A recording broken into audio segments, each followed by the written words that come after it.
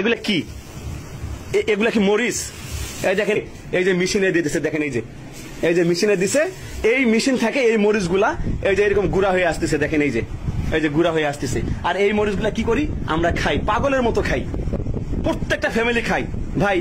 মানে 2 নাম্বারটা একটা লিমিট থাকা দরকার ভাই। এই যে দেখতে পাচ্ছেন আমি হলুদ মরিচের একটা মেলে আসছি, তো এখানে আসলে এই যে মরিচ ভাঙ্গার নামে কিভাবে 2 নাম্বারই করতেছে সেটা আপনারা দেখেন। এই যে দেখেন, এগুলো ভিতর থেকে নিয়ে আসছি এই মরিচগুলা, এই যে পচা মরিচগুলা দেখেন, একদম পচা মরিচগুলা। এই মরিচগুলা ভালো মরিচের সাথে মিক্স করে ওনারা গুঁড়া মরিচ বানাইতেছে।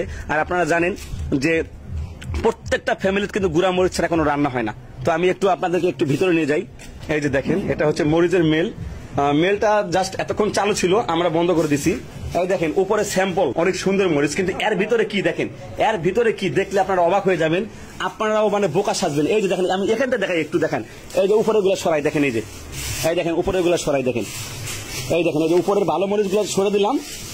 আর এই নিচ থেকে দেখেন, আমি নিচ থেকে হাত দিই, দেখেন ভাই, মানুষ এমন, এগুলা কি মরিচ?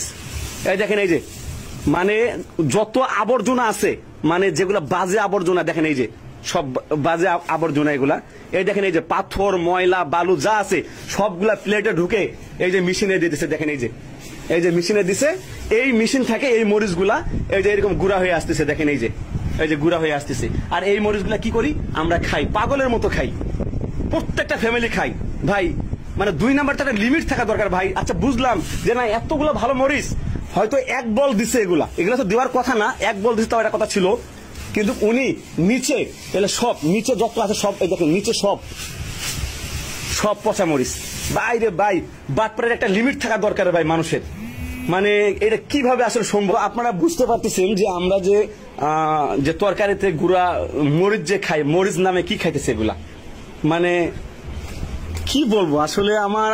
আমি অবাক হয়ে গেছি। আমি জীবনে বহুত 2 নাম্বারে দেখছি ভাই, কিন্তু এরকম 2 নাম্বারে দেখি নাই। এগুলা একদম পচা মরিচ, মানে বালু, ময়লা, আবর্জনা যা আছে একটু পরিষ্কারও নাই। যদি বুঝতাম যে না মরিচগুলা এরকম পরিষ্কার করা আছে, এই যে এরকম পরিষ্কার করা আছে, বাসা আছে, তাও একটা কথা ছিল। এগুলা কি রে ভাই? এগুলা কি ভাই? কতদিন ধরে আপনি জব করেন ভাই? বেশি দিন হয় না? তো যাক, এখন যেহেতু আপনার মালিক নাই, আপনার মালিকের সাথে আমরা কথা বলবো। আপনি ভাই কষ্ট করে, হ্যাঁ, আপনার মালিক আসা পর্যন্ত আপনি মেলটা স্টপ রাখবেন। হ্যাঁ, যদি বলে কে বন্ধ রাখছে, বলবেন যে ভাইয়েরা বন্ধ রাখছে, ভাইয়েরা পাশেই আছে, ঠিক আছে ভাই? আর যদি আপনি আমাদের অনুমতি ছাড়া যদি এটা চালু করেন, তাহলে কিন্তু সমস্যা হবে ভাই।